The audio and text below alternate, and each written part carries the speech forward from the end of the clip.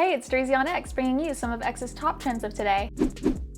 We have Bill Barr trending. Now, Bill Barr was the Attorney General serving under Trump and has been known to criticize him and his actions in the past. Now he's calling this New York hush money trial an abomination and says it's obviously political, and goes on to say the real threat to liberty and to our system are the excesses of the progressive left. Then he gets asked who he'll be voting for this November, and he says, well, given two bad choices, I think it's my duty to pick the person who I would think would do the least harm to the country. And so I would vote for the Republican ticket. Nike trending because we hear of Caitlin Clark reportedly set to make a lucrative endorsement deal with Nike. We're talking 8 figures, and that will likely include her own signature shoe as she signs on with WNBA's Indiana Fever. But the other side of that conversation is wondering why Aja Wilson is not getting any deals like this, while also having the stats of being a very valuable player. And of course, race pops up as a potential issue, as all the active WNBA signature shoe holders are non-black.